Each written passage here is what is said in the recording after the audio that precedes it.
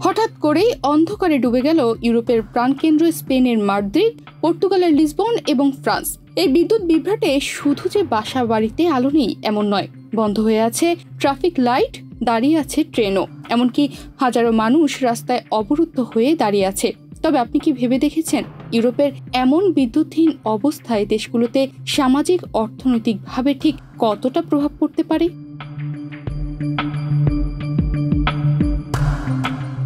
28 April সোমবার স্পেনের Madrid ও পর্তুগালের লিসবন সহ বিশাল এলাকায় শুরু হয় হঠাৎ বিদ্যুৎ বিপর্যয়। স্পেনের বিদ্যুৎ গ্রিড অপারেটর রেড ইলেকট্রিকা জানিয়েছে, বড় ধরনের কারিগরি সমস্যায় প্রায় গোটা দেশ বিদ্যুৎহীন হয়ে পড়েছে। অপরদিকে সামাজিক যোগাযোগ মাধ্যমে কেউ কেউ বলছে সাইবার অ্যাটাকে এমন ঘটনা ঘটেছে।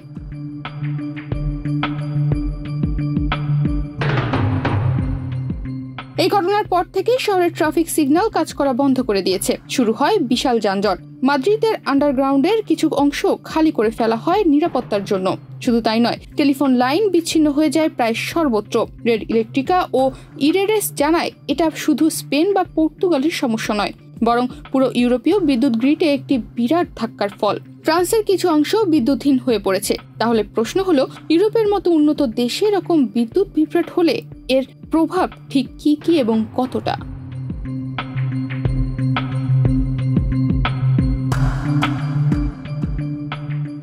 এই ধরনের বিদ্যুৎ বিভ্রাটের ফলে সমাজে অপরাধ প্রবণতা অনেক গুণ বেড়ে যায়। বিশ্লেষকরা বলছেন, অন্ধকারে দোকানপাট, ব্যাংক, বাসাবাড়ি ইত্যাদি বেশি ঝুঁকিপূর্ণ হয়ে পড়ে। সিসিটিভি ক্যামেরা বন্ধ থাকায় চুরি ও লুটপাট সহজ হয়। এমনকি বড় বড় শপিং মল, ইলেকট্রনিক্স স্টোর বা জুয়েলারি দোকান লুটের বড় ঝুঁকিতে পড়ে যায়। শুধু তাই নয়, বেড়ে যায় সাইবার অপরাধও। ইন্টারনেট ব্যাহত হলেও যখন পুনরুদ্ধার শুরু হয় তখন ডেটা চুরি বা হ্যাকিং এর ঘটনা বেড়ে যেতে পারে।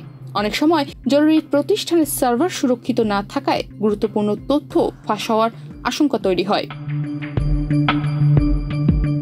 অন্ধকার ও বিশৃঙ্খলার সুযোগে হাসপাতালে রোগীদের সেবা নিয়ে অনিয়ম তৈরি হয়। জরুরি জেনারেটর ব্যবহারে দুর্নীতি, রোগীদের সঙ্গে প্রতারণা ইত্যাদির অভিযোগ পাওয়া যায়। অন্ধকারাচ্ছন্ন পরিবেশে রাস্তাঘাটে ও জনাকীর্ণ স্থানে যৌন হয়রানি ও সহিংসতা অনেক গুণ বেড়ে যায়।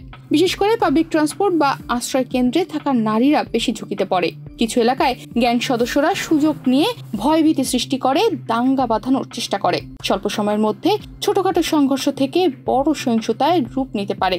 গাড়ি চুরি, ছিনতাই, পথ দুর্ঘটনা এবং গাড়ি ভাঙচুরের ঘটনা অনেক গুণ বেড়ে যায়।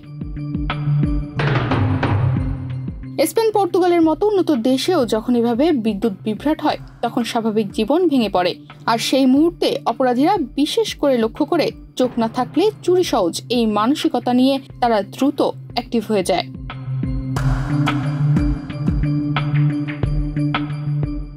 তনিমা রহমান, বাংলাদেশ প্রতিদিন।